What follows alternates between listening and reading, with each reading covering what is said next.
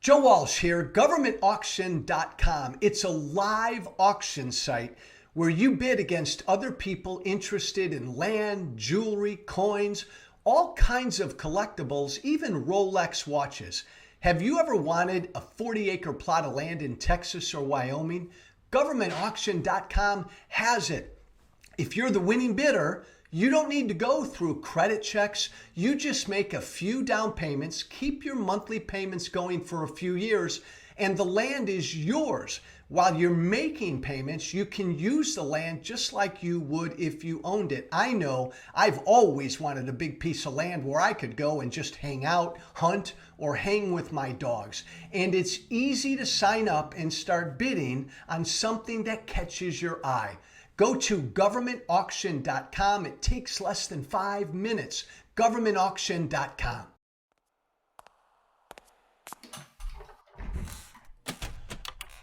This is about defending democracy. This is no longer Democrats versus Republicans. What do you want your kids to believe in? There must be give and take. This is White Flag with Joe Walsh. Hey, Joe Walsh, White Flag with Joe Walsh with you this week. Hope you're having a good week. Subscribe to my YouTube channel, White Flag with Joe Walsh. Listen to this podcast wherever you listen to podcasts, Spotify, Apple. White Flag with Joe Walsh. Follow me on Twitter at Walsh Freedom and follow this young man that I'm speaking with right now. Victor Shi is a junior out at UCLA. Follow him on Twitter as well. He was the youngest Joe Biden delegate. He's the host of the iGen Politics podcast, also the daily On the Move with Victor Shi. Victor, thank you for joining me. You and I have become friends.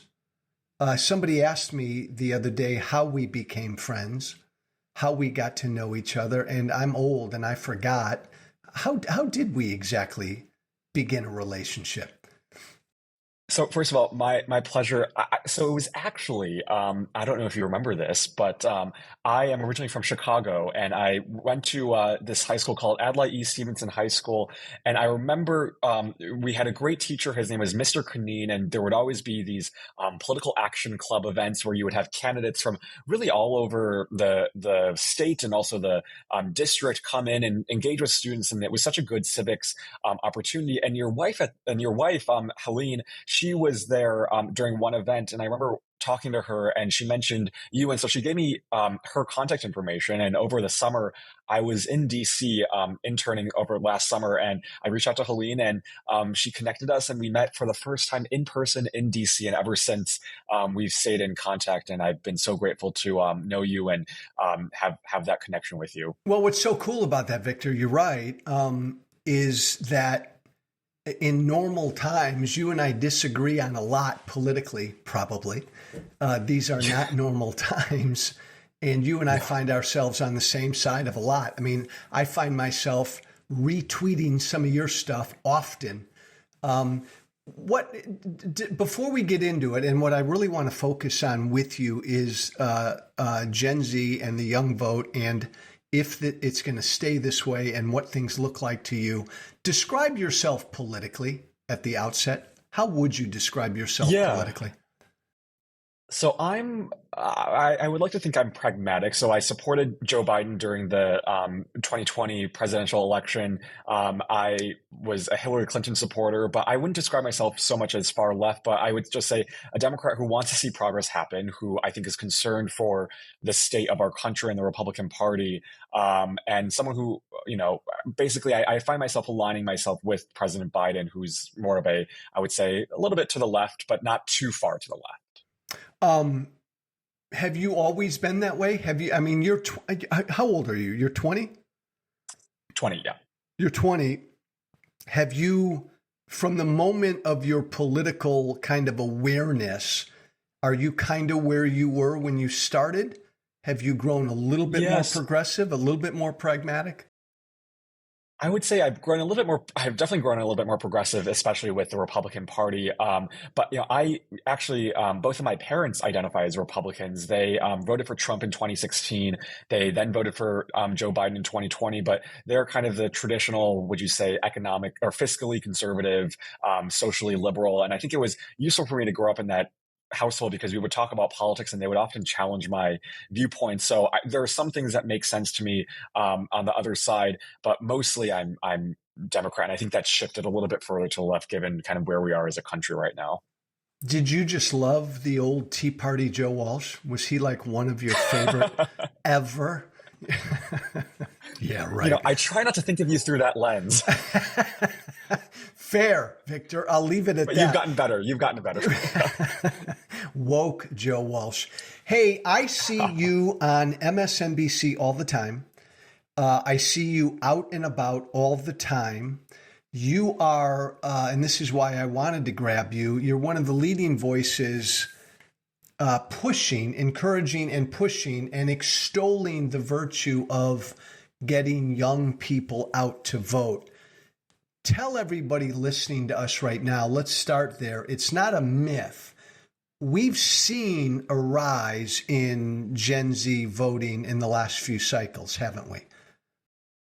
Yeah, so it started in 2018, and I think there's been a tradition that young voters just stay home, and far greater than older generations. But in 2018, that started shifting. We saw compared to 2014, almost a 10-point jump in youth voter turnout, and I think a large part to do with that was because of Donald Trump's presidency and young people seeing the erosion of our institutions, our democracy, and just our basic rights. I mean, having a president who so comfortably hurled around racist and sexist and just xenophobic comments, I think was a real startling kind of moment for Generation Z. And so we took to the streets after Trump won, and then we turned out to vote in 2018, and that's what ushered in that initial blue wave. And then in 2020, young people voted at more than 50%. So half of young people turned out to vote in 2020, which is unprecedented for a young generation. We saw the same thing happen in 2022 when you had young voters turn out again, and the second highest rate for a midterm election in recent history, and then most recently in Wisconsin. But you've seen this steady increase in youth voter turnout, and that's just the beginning because you're going to have the most registered number of young people voting in 2024. And that's where I think you're going to see a remarkable increase given, and I'm sure we can get into this, kind of what the Republican Party is setting up for young people as we head into 2024. But you have seen this steady but really remarkable increase in youth turnout starting with 2018 and every election since then. Is it, in your mind, Victor, is it primarily Trump driven? Would we see the same thing if he had never won in 16? I think a lot of it is Trump driven because that was such a shock, and I can't tell you, and this might be a kind of an interesting thing to look into, but I can't tell you the number of people who weren't involved in politics before, let's say, Dobbs fell or before the Tennessee 3 expulsion. But it kind of takes a shocking moment to really kind of spur a generation into action and political consciousness. I think Generation Z has always been a politically active generation, but we haven't translated that activism into the ballot box until 2018. And 2018 was that first moment when you saw young people really turn out in droves. And I think a lot of it had to do with Trump, but also because of the Republican Party and the issues that they stand for and the lack of action they actually kind of take on the issues that matter to us more than ever before. This is a generation that doesn't really affiliate with a specific political party. We're more issue driven, we're more values driven. And I think when we look at kind of what's in front of us, we just don't see our values or issues reflected in the Republican Party. Gen Z, Victor, Gen Z is technically from when to when? From about 1996 onwards. Okay. And I think the cutoff is actually this year is when or last year is when this new generation, Generation A, Alpha, is going to take over. Oh, geez. Good God. And a noticeable improvement. I think I read somewhere that baby boomers, Gen X, and millennials, when they were young, they voted at like half the rate of what Gen Z is voting at. So this generation is voting substantially more than us prior generations did when we were young. That's right? Yeah, that's accurate. Um, how and as you said, Victor, 2022 was the second highest midterm in decades. 2018 was the highest. Um, uh, do I guess the question is if Trump's not the nominee in 24, uh, you feel pretty confident that the momentum is there. These folks are engaged. These young people are engaged. And it's almost like metastasized beyond Trump, the problems they see with the Republican Party. Yeah, so it's a really interesting kind of question because I'm not quite sure what'll happen if Trump isn't the nominee, but I think overall there is this awareness within Generation Z about what this Republican Party specifically is doing to our lives, and whether or not, and I think most people are actually kind of tired of Trump, but they see still this Republican Party, this broader effort, not just Trump, but it's people, like Ron DeSantis, people on the state and local levels that are targeting things like books. I mean, what we can learn in the classroom, LGBTQ plus rights. I mean, all of these issues are really under full siege right now. And I think Tennessee, and I'm sure we can get into this, Yeah. Tennessee was this large moment for Generation Z to see, okay, this is a Republican Party that is actually, I think, terrified of young people and the political power that we have as we head into 2024. And so I think even if Trump isn't on the ballot, you're going to see a lot of young people turn out because we see this Republican Party just isn't taking anything or isn't taking any progress on any of the issues that we care about. Not only are they doing that, but they're actually expelling members and Democrats who do want to do it. And so I think young people are realizing that reality more than ever before. And whether Trump's on the ballot or not, young people are going to turn out because I think they feel it more acutely in their individual kind of cities and states. And that's what I think is going to spur out the turnout in 2024. Tell me if these numbers make sense to you. And looking like at the 2022 Gen Z turnout numbers, there was a big male female difference. I think young men, Gen Z, voted 10% more for Dems. But on the women's side, young females, they voted 46% more Democrat, which I think patterns the rest of white. This is interesting, Victor. White youth, white Gen Z in 22 voted. Republicans had an 18% advantage. The black Gen Z vote was 73% Dem. Latino was 21% Dem. Do those numbers make sense to you? And again, those are patterns that we see in the rest of the population. Yes. So I'll take the first one first. So when you look at young women voting at higher rates than young men, that makes complete sense. And that was one of the things that we were fascinated by at Voters of Tomorrow, which is an organization that I'm a part of, which is, I mean, you have the fall of Dobbs. And I think for young women to see their rights being taken away from them by the Supreme Court, and then this also perpetual taking away of rights on the state and local levels, it would make sense because young women are the people who are going to be affected by this, but also young men out there too. I mean, it takes two to create something, and I think having those conversations, young women really had those conversations with young men out there. And so I think for young women, they felt this a little bit more acutely. And then for the diverse, for Black and minority populations, that makes complete sense because this is a generation that's more diverse than any other generation. You see more people socioeconomically, racially, sexually. This is just a really diverse generation. And most of the people who are supporting Republicans tend to be your kind of just young white men. Those are the people who the Republican Party has, but it's a very, very slim portion, but it's a very loud portion. I'll admit that the Ben Shapiro's of the world, the people who support that movement, it is majority white. It's slim, but it's loud. But I think most of where Generation Z falls, because we're so diverse, happens to be on the Democratic side. Victor, the old saw that you're more liberal when you're young, and as you get older and have babies and pay taxes and buy property and grow up and all of that, you tend to become more conservative. I've read a lot of interesting articles, though, that this may not play out with Gen Z. This may be a different generation. And maybe, and I want to get into some of the issues, it goes to some of the issues I guess they care about. Yeah, I mean, I don't, that's a saying that my parents actually told me too. You might be Democrat now, but when you get older, you'll flip more conservative. But I honestly don't see a world in which the people who are voting for Democrats, the Gen Zers who are voting for Democrats, would switch anytime soon. Maybe you'll have some insight, but unless the Republican Party changes, I can't see this generation voting for Republicans. I mean, you just have this perpetual attack on basically every issue that we care about: gun violence, I mean, climate change, LGBTQ plus rights, abortion rights, and it seems like they're not stopping anytime soon. So for at least the immediate future, with you, when you have this kind of generation that is more value driven, that is more issue driven, political party really doesn't matter much. And so we're going to vote for the candidate and we're going to vote for the party that actually we feel like is defending and protecting our rights.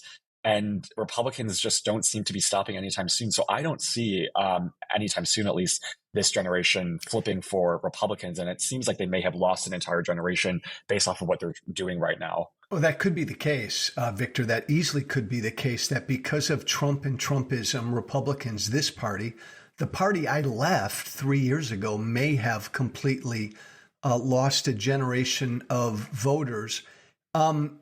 It's become, the Republican Party, Victor, has become so authoritarian, as you say, the banning of books, the stifling of speech, the stifling of rights. I was always a Republican because I believed in a more libertarian, live and let live, limited government, free market kind of a view, which I think is still a view where we could even, that Republican Party could have a healthy debate with young people, but not this party. If I can say something, what you mentioned the word debate, and there's literally, I mean, you have a party that's, doing all of this to take away our rights, but they're not actually listening to young people. And you see people like Scott Walker go on Fox News, or Kellyanne Conway go on Fox News and complain about how young people are voting for Democrats in droves. Well, there might be a reason for that. And the solution for them isn't to engage with young people. The solution to them isn't meeting young people where we are. It's just to simply say, okay, well, we'll go on TikTok and we'll sell them our message and then they'll listen to us. This is a generation that sees right through that. If you want to reach Generation Z, sure, there's a lot of things that happen on social media, but the work that the Democratic Party, and I think President Biden has done so well, and I think there's a lot of criticism for the Democratic Party, but they've actually started listening to young people and the issues that we've cared about. You see President Biden bring young people into the White House, listening to what they have to say, and then they actually act on our concerns. And you have Republicans who just think, okay, well, if we go on social media, if we tell them our message, that's how we win over young voters. It's just not the way to do so. And you don't see you don't see Republicans having those same conversations with young people. And I think that's a real problem for this party. Victor, what if the problem for the Republican Party is they're just freaking on the wrong side of the major issues that Gen Z cares about? Now, again, I am much more conservative than you. I'm very libertarian. You and I probably disagree on a lot when it comes to guns.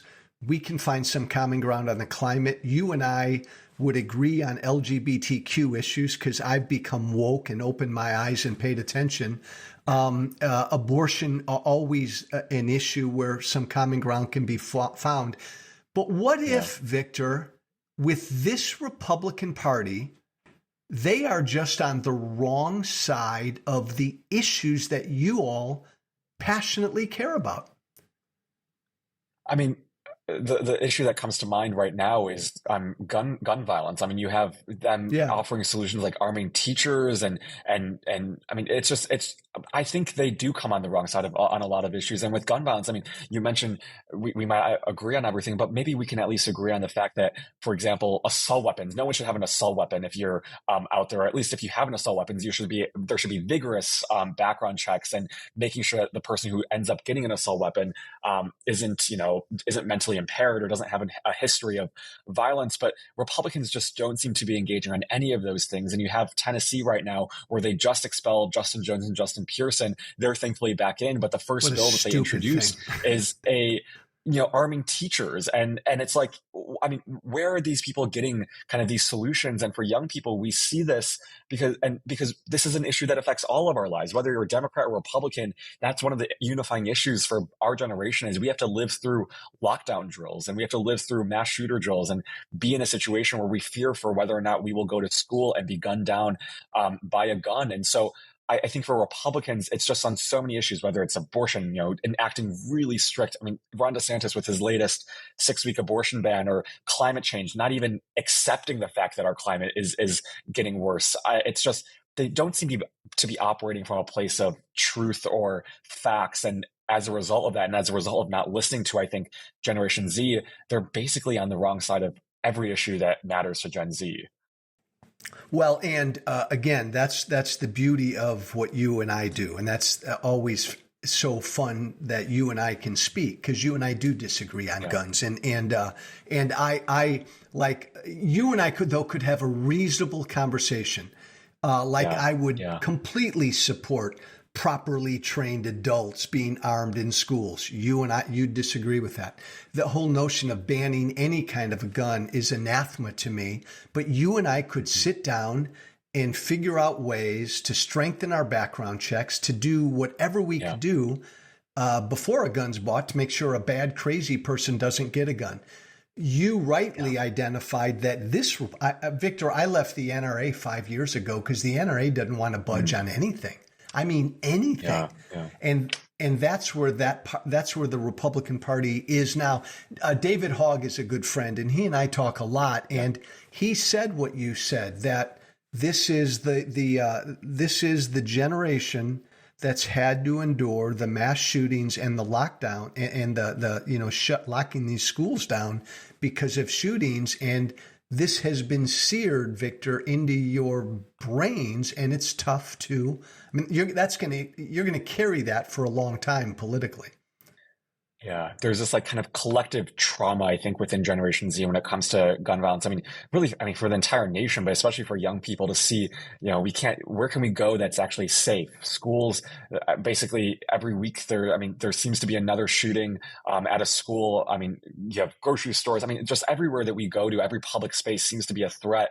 And I think for young people, the reason why, and I think 2024, when you look at 2022, the two biggest issues for young people turning out to vote was abortion and climate change, and also I think just democracy in general. But I think in 2024, you're going to see gun violence be one of those top issues for young people. We are sick. We are tired. You saw the young people protesting in Tennessee, and I hope it happens in every state across the country. But young people are, I think, outraged and angered by just this lack of action. I mean, when is enough enough? And we realize that I think the only way that we can change it is by voting. These elected officials will never change. Republicans don't seem to be getting any better. And so if they don't act, we'll act and take it into our own hands and vote these people out of office in 2024. I know you do, because you're very politically astute and aware, and you know the divide on guns in this country. And I don't know, I've never asked you. You appreciate, or would you ever want to get rid of the Second Amendment? Oh, no, definitely not. And do you think, Victor, even most young people don't want to get rid of take away everybody's guns and get rid of the Second Amendment? I hear a lot of that from the right. No, I think that's one of the myths about, one of the right-wing talking points is that, the libs are going to come after your guns and they want to take away your Second Amendment rights. I actually don't know any young person that I've talked to who wants to fully take away your Second Amendment rights. I think we want, what originally the founding fathers kind of envisioned for this country with the Second Amendment, I think is a little bit outdated, and there should be, I think, background checks, but no one is coming after your guns. We want safe gun laws so that no one has to end up in a school fearing for their life. But I think just kind of individual gun owners and protecting yourself, that's something that I think is very accepted, but it's just, something like assault weapons or military assault weapons. We just don't see why someone should be carrying that, or if they do, we should at least have strengthened background checks and make sure that guns just don't fall into the wrong hands. But no, I don't know of any young person who wants to fully get rid of the Second Amendment. If they do, it's very, very far left. And again, Victor, look, I could be on the wrong side with young people on this issue, this notion of banning the AR-15 and other guns. I don't support that, but I think you're right. I think the polls of young people clearly say that. And I think that people on the right like me need to wake up, only in that this generation's growing. Victor, there are still a lot of Gen Z people who are not voting, correct? And I'm assuming there are efforts to get more and more of them out to vote. Absolutely. There's still, I mean, if you look, 2020 was the highest number, and that was just slightly over half of Gen Z voting. In 2022, it was about 20, near 30%. But there's still a lot of Gen Zers left to vote. And what happened in 2022, that was, you didn't have the entire generation even become voting eligible yet. In 2024, that's when you're going to see Yeah. every single member of Gen Z basically eligible to vote. And in 2024, that's when you're going to see millennials and Gen Zers outnumber any other generation. So the political power is there. And so just like you said, the question then is, okay, how can we do more to mobilize and turn out young voters? I think part of it is just this political environment. I think Republicans are really shooting themselves in the foot by doing all of these things. I think that in itself is going to be a motivating factor for Gen Zers. But for Democrats, I think the work never stops. We have to do everything we can to meet young voters where they are. That means social media, having those peer-to-peer conversations, but also never shying away from recruiting young people, empowering young people, educating young people. In the states that we saw highest voter turnout and in college, on college campuses, those are the college campuses that offered the most amount of resources for young voters to know where their polling location was. They had the most number of drop boxes on their college campuses. They sent text messages to students saying that, today's the day to vote. I mean, those education resources and those reminders really matter. And so that's the infrastructure that we're trying to build as we head into 2024 to make sure that we register young people to vote as soon as possible, get them into that habit of being civically minded citizens in our country. Look, my former party has become authoritarian. It's become and Victor, I know you and I talked about this. It's a party of mostly middle-aged and older white people. They have felt like their world is changing in a nanosecond. And demagogues like Trump came along and said, we'll stop all the change and we'll go back to a 1950 white Christian America where, men married women and women married men and life was simple. And these people have been promised that. And so the party's become cruel. It's become intolerant. Which is the antithesis of where young people in this country are. Yeah. But I think you said early at the start that most Gen Zers, correct me if I'm wrong, don't identify as Democrat or Republican. They generally are pretty independent. Yes, and I wouldn't say independent, but it's just at the end of the day, it's looking at, okay, what issues are most important to us and seeing whether or not the politician or even the issues based, right? And I think that's the specialty about Gen Z is no matter if you're Republican or Democrat, if you ask any young Republican, any young Democrat, for the most part, what they say is they just want to see progress because there are so many issues that affect our lives, whether it's the cost of education, whether it's gun violence, whether it's, climate change. We want to see, I think, a similar outcome, which is an improvement on those issues. Maybe the process is different, but we want to see improvement. And we also want to see representation in government. I think those kind of two things really unify, whether you're young Republican or young Democrat. We want to see ourselves represented in government because we see ourselves overlooked, ignored, cast aside for a long time. And I think now with Maxwell Frost as the first Gen Z member of Congress, there's a real appreciation, I think, for young people serving in office and running for office. And I think it's that thing that will really unify both sides. But at the end of the day, for young people, overwhelmingly, they're more issues and values based than party based. And it's easy to see why young people don't like Republicans. What would you say, Victor, is their biggest beef with the Democratic Party? If their biggest one or two beefs that they have with the Democratic Party? I think a lot of the times they think that the Democratic Party is a bit out of touch. And I think a lot of it has to do with kind of who's leading the party. You have, I mean, for better, for worse, President Biden, his age, I think is a big impediment for young people. We want to see fresh blood. We want to see Democrats be a little bit more aggressive. And I think a lot of people just aren't really satisfied with the current leadership that we have in the Democratic Party. And we want to see people like, Hakeem Jeffries, I think is a rising star, but we want to see more young people in government kind of representing our voices. We still feel like with this Democratic Party, there's a lot that isn't, they're doing better in terms of engaging with us on the issues. But at the end of the day, when you look at the average age of Democrats, it's still pretty old. And I think that's something that Gen Z kind of feels like it's a little bit out of touch with what we actually care about.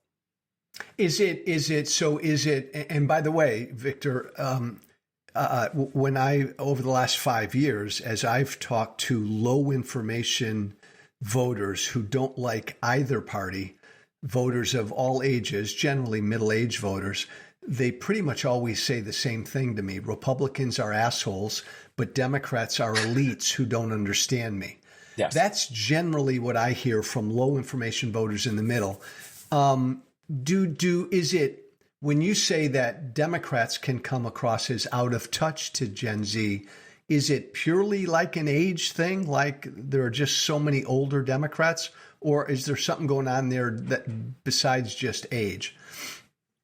I think it's age. I think it's also just kind of looking at, I mean, the things that Democrats tend to focus on, and I think this is going to be a big problem. I mean, young people, I think, really care about just how I mean, you hear us being like the woke generation. That just means that we just want to see, basic empathy and basic kind of awareness about the systemic issues. But I think where a lot of Democrats, I think, struggle and I think appear out of touch with a lot of young people is just focusing on really kind of absurd kind of terms. I mean, you have Latina versus Latino. I think you have. I mean, it's and the people who are coming out against it are white people or people who don't even affiliate with that group. I mean, you have, for instance, the Willow Project. There was a large debate within Generation Z about whether or not President Biden screwed up with that policy. A lot of young people were really critical about it, but you had a lot of young people who were like, "Look, you have the people who are on this land who supported this, so we should be listening to those communities. What's our place in criticizing what President Biden did when he was just listening to what the communities wanted?" And so I think there's a lot of it that's, I think Democrats tend to focus maybe a little bit too much on those kind of cultural or kind of just pronouns you use. I mean, I think that is a big issue, and kind of appears too much as elitist for a lot of people. Well, Victor, that's so funny because that's exactly what middle-aged voters who are unaffiliated will tell me. Yeah. It's, oh my God, all Democrats care about is all this woke bullshit, Joe. And then they go down all the pronouns and everything else. And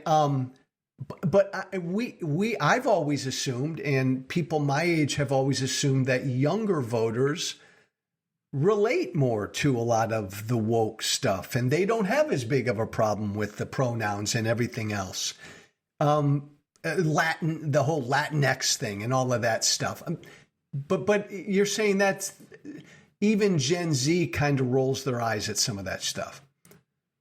I think it's way blown out of proportion. I think you have the Republicans trying to cast right Gen Zers as this generation. Yes. And it's like, well, if you young people, all they care about is which pronouns you use or whether or not you use Latina or Latino, right. Or, I mean, that's just not true. I think this generation, is more aware of kind of why we should be using pronouns and all this, but it's not at the end of the day what we vote for. It's not what we actually care about. We just want to see our issues and our lives being, listened to and addressed. And the whole woke thing, it's just at the end of the day, I mean, Alex Wagner did this great segment with some new college voters at Florida, and they were basically saying, I mean, we don't even know what the wokeness means. I mean, is wokeness just basic empathy, just being aware of our society's injustices? That's what it means to us. It's not like, we're going to police every single word that you say. But Republicans want, I think, the country to think that Democrats, or I think young Democrats, think that way, but I don't think we're aware, but that's not all we care about. No. And again, I come from right-wing media. Right-wing media is very good about finding one stupid, crazy ass example.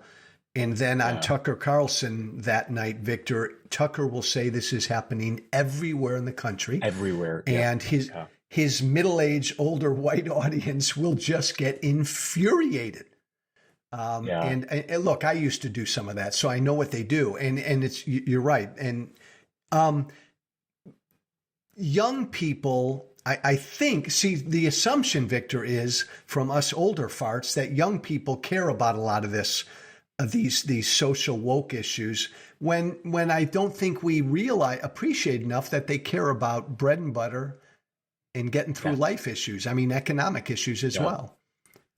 I mean, when a lot of it is economic issues too. I mean, you look at this generation that is saddled with student loan debt. You look at this generation that has to work 2-3 jobs in order to pay off tuition. I mean, we care about where our economy is. We care about just regular kitchen table issues because we also have to live in this economy. We have to find jobs. We have to make a living for ourselves, for our eventual families. And I think that's really important. But so are a lot of different issues. And we aren't just kind of, I think a lot of, what's the term, like snowflake Democrats Democrats or snowflake liberals, Right, where we right. just care about wokeness and which pronouns. I mean, we care about real issues. And I think that's a misconception, is that this generation is just all activism, all talk. But no, I mean, we actually care, and we're starting to vote. And I think that's kind of what you're seeing shifting with this generation, is that we are more politically aware, and we actually care about a lot of those traditional so-called kitchen table topics. Well, and look, Victor, I think this is a deficiency of the Democratic Party. They are losing touch with kind of working class Americans. And I think we need more working class Democrats who can Yeah, fight and roll up their sleeves and sit at a bar and talk to just regular folk. Democrats yeah, need more of that, because Democrats do have a problem. They come across as elitist. I mean, Republicans come across as complete assholes, and they are, but yeah, Democrats come across as elitists. And somehow they got to fight through that. yeah, Generally, and I won't label this, but generally, Gen Z believes in a more activist government, a bigger, more activist government to fix and help with all the problems in our country. You mentioned student loan debt, healthcare, all the rest. I think that's accurate, and that they want a more active government. And older people will say yeah, Gen Z socialists, like but yeah. that's, they do believe in a bigger government, don't they? I think we believe in a bigger government partly because we've seen our state and local governments fail us. And so, I mean, you look at an issue like gun violence. I mean, I think we're making tremendous progress. The states like Illinois, California, you have blue states really kind of Uh, doing the work necessary. But at the end of the day, you need the federal government to, I think, do something about it. I mean, Illinois. There's this great saying. Shannon Watts, who's the founder of Moms Demand Action, always says, yeah. "You're as safe as the closest state to you that has the weakest gun laws." I mean, it's Illinois can pass a great gun reform bill, but if Indiana or if Wisconsin doesn't have any gun reform bill or any laws that would prevent guns from falling into the wrong hands, it still doesn't really do anything. And so I think young people definitely have a greater appreciation for federal government, but I think also now you're starting to see young people really appreciate state and local governments, because that's also where a lot of these attacks are happening, on those state and local levels, where you see Ron DeSantis and school boards really coming after what we care about. And you also see young people getting elected into office on those levels too, which is a kind of indication that, okay, well, maybe these offices are important, and it's important to be involved on that state and local level. But I think it's kind of a balance. But we do, I think, generally have a greater appreciation for what the federal government can do when, for example, state and local governments might not be able to, or vice versa. Is there a libertarian thread among young voters, Victor? Like, live and let live. Let me do my thing. You do your thing. Stay out of my hair. Leave me alone. Let's just live our lives. And I don't care what you are or who you are, how you identify. Keep the government out of my hair. Do you ever get that kind of strand of thinking among young people? Probably I not think as there's much. some, but I think not as much, partly because we don't feel like we can be free because of our political, of all these things that are affecting our lives. So, I mean, we can't achieve the economic freedom or the economic security, or just kind of living in the world and not having to be concerned about climate change or gun violence, or our rights being overtaken. So I think we want to end up in a world in which we have, and I think part of it is why we're voting, which is we want to elect better people into office, make sure that the representatives who are in office actually care about us. And I think after that, once we elect better people into office, once we get legislation that actually addresses our concern, then maybe we feel like we can live in this world a little bit more comfortably. But as of now, there's just the most young people who I talk to feel like they're kind of in this moment where they're always kind of having to deal with another kind of thought in the back of their mind. They can't actually just live and kind of be free, What, so to speak. Victor, and this is probably impossible to nail it down to an issue, but Yeah. what issue do you think young voters are most wound up about and troubled by these days? Yeah. So If you just like you nailed it said, down to it's so. one. Oh, I mean, I honestly couldn't nail it down to one because there are just so many issues. But I think if you look at the polls and if you look at kind of what motivates Gen Zers to vote right now, I think it is overall a feeling that our rights are being overtaken. But I think among the top of the rights is reproductive rights. Seeing, I think, the Supreme Court overturning that right was just one of those moments where we took advantage of, or I think young women took advantage of this moment, and then you have the Supreme Court literally overturning it. And I think that was a startling moment. But I think the next issue is probably guns. That's something that I can see equally kind of as important, if not more important, for Gen Zers, because it's just such a big problem now, and we're seeing no action. But it's either guns or I think reproductive rights. And is there a fear? Like, is obviously mass shootings in schools garner headlines and garner horrible headlines. But as you and I know, coming from Chicago and coming from rural America, in any state, in this country, city or rural, there's gun violence every day. But is there a fear that engenders then among young people? Absolutely. And there's some amazing polling every year out of Harvard. And I think this week there's going to be a new set of polling by John Della Volpe, who's with the Harvard Institute of Politics. And his last poll was, I think, in the fall, and it showed more than 50% of young people feel anxious and also stressed and just fear what's going to happen in their daily lives. I mean, going to school, not knowing what's going to happen if there's going to be a mass shooter who guns down the school. I mean, there is, I think, this fear, but that's also, I think, what the Republican Party wants to try to make us feel as well. I mean, you have a Republican Party that tries to inject as much fear, as much division, as much chaos as possible. And so I do think there is a very, I think, real fear among young people. But at the same time, I don't want young people to feel like all hope is lost, because that's, I think, what the Republicans want us to feel. And we have to still maintain hope and maintain, the possibility that change is still possible. I think that's why you're seeing young people still protesting. They're still voting at higher rates because they aren't giving up yet. And you have, for instance, I mean, the other week I saw the Wall Street Journal talking about how this is a generation that feels less patriotic than any other generation. And that might be true. I think a lot of it is just because we live in fear, but we aren't giving up about what the possibility of America stands for yet. You still see young people politically active. You still see them doing what they can to speak out about the issues that matter. We still want to see America thrive, and we still believe in the, I think, core ideals in America. But it's hard for us to be passionate about it because the world around us is just kind of so messed up. But I wonder, my friend, if that's a fear that's misplaced. And I worry about social media. I mean, I know that mass shootings, look, they only happen in America, no doubt. It's an American problem, but they are incredibly rare things. Shootings in schools are unbelievably rare. But when you poll Americans right now, because they garner such headlines, people think this is happening all the time. And my kids are not safe in schools, when really these are incredibly rare events. Not just young people. Do we all get too caught up in this? Are we on our phones and social media too much? And so we kind of make bigger issues out of these than they really are when it comes to their occurrence, I guess.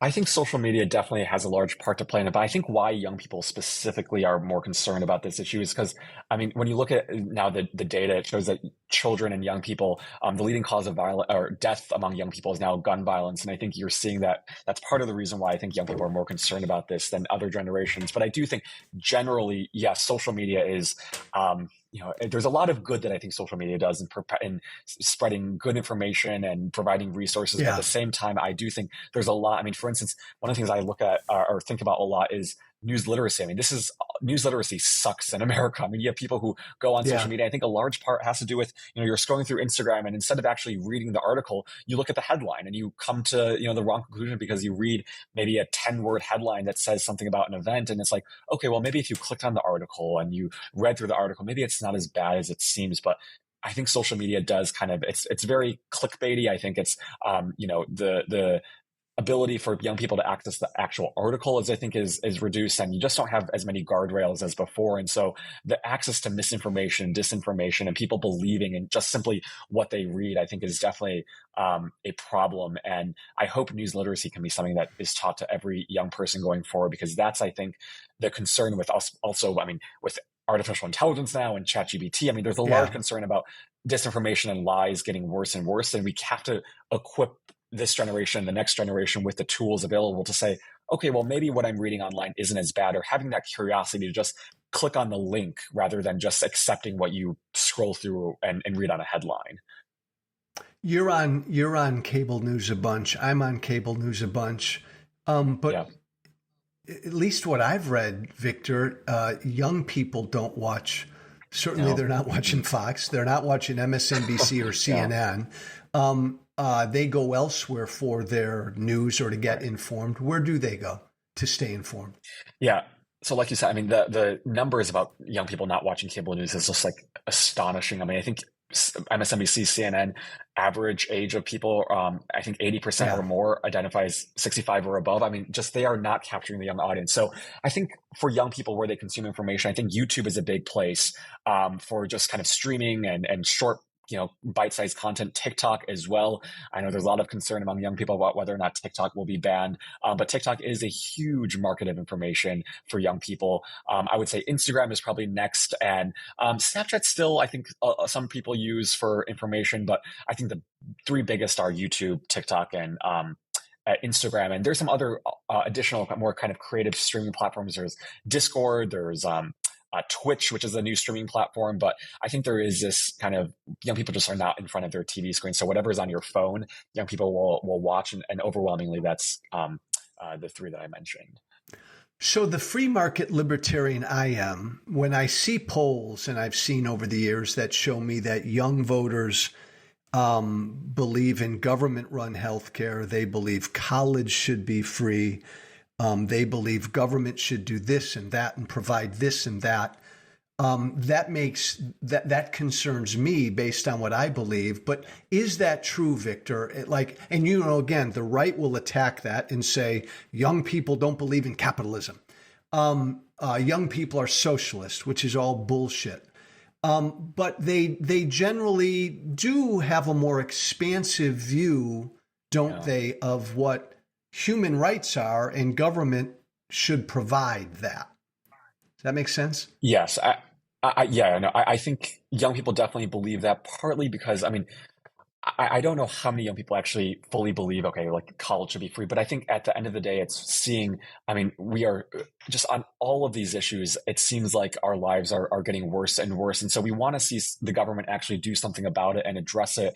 And I think there's a lot, and I think Bernie Sanders probably has a large part to do with just kind of looking at, okay, well, young people look at kind of what's in place in America, the systems that are in place in America, and comparing it to other countries. It's like, why can't we have cheaper education costs? Why can't we have easier access to healthcare? I think it's just kind of looking at all of the kind of problems and roadblocks that kind of are set up in a way that we can't access basic things. And we just want to, at the end of the day, to know that, if something happens, we can go to the doctor and, not have to worry about what insurance we have, or we can go to college without having to worry about thousands in tuition. Yeah. You know what makes me so sad about this conversation is, and I love you and I love talking to you, it makes me so sad because these are like the conversations and debates I want to have. Like, why is college tuition so damn expensive? Well, let's talk about that. And has government had a role in that? How can we make healthcare more affordable? But Victor, we live in this town, in this time where one of our parties doesn't even fucking engage in policy. And it's just all about right now, save our democracy. I wish, and I think if we could have policy debates, if there was a reasonable Republican Party, they'd have a better chance at getting some youth vote. No, absolutely. And this is one of the things I talk a lot about on my other podcast with my co-host, Jill Banks, who kind of grew up. It's fascinating because she always mentions that during Watergate, she's wonderful, but she always mentions during Watergate that there were only 3 networks. And at the end of the day, you could literally look at kind of the support for Richard Nixon when he was being impeached, because all the networks, display the same facts. Republicans and Democrats, their support for Richard Nixon dropped at the exact same rate. You look at what happened with Trump. Republicans still supported Trump being in office. Democrats wanted him impeached. You just don't live in a world in which facts matter to a party anymore. I mean, and it happens on both sides, but overwhelmingly with Republicans, I mean, it's things as simple as vaccines. What could possibly be injected into the minds of people to make them believe that vaccines have, magnets, or they're going to steal your DNA, or that the government's tracking your, vaccines. I mean, it's just absurd, but we're living in an era where I think more and more people are going into their own silos. And it's concerning to me too, because you look at, I mean, even kind of where we live. I mean, we surround ourselves with people who agree with us, who confirm our viewpoints. Yeah. And there, I think is that, that's becoming more and more common in America. And I think I want to return to a time where, yes, we might disagree on policy, but at least we can have that debate and have that conversation and maybe find common ground. I mean, that's the essence of Congress, really. I mean, to really have those debates and use the floor as a way for people to exchange ideas. But we just don't live in that society because, like you said, we have one party that basically completely rejects any sort of facts or truth. Democracy. And that, I don't think, democracy. And I don't know how you operate from a place like that. Like I've for years, I've been talking about, I'd love a third party or a fourth party. I'd love maybe to look at changing how we vote. You want to talk about getting rid of the Electoral College? I'm open to that. I'd love to have these conversations, but I tell people all the time right now, our most important job right now is to stop my former political party because it's fully anti-democracy and anti-truth. And I would imagine. Can I ask you a question? I mean, do you see your former party changing or going back to what it once was anytime soon? No, I think it's done, gone, lost. And by the way, Victor, this conversation is why. And I talk to these people every day because that was my family. Yeah. Middle-aged, older white people. And older white people tend to die before you're going to die. And the Republican Party is just not replacing themselves. Young people are not becoming Republican as they age at the same numbers. People of color are not becoming Republican. I actually believe, Victor, that the Republican Party right now, we don't realize it. I think it's dying as a national party. I think it's becoming a regional, rural party. I think there's going to be room for another national party within the next 8 years. I don't know what that's going to look like. But no, I think it's on the course it's on, which is a great opportunity for the Democratic Party for some kind of political realignment. It could become much bigger if it took in progressives and centrists and everybody in between. Yeah. Absolutely. And when you say that that's going to, it's a dying political party, I think of, what the response has been. Right after the 2022 midterm elections, the response wasn't, okay, we'll start listening to young people.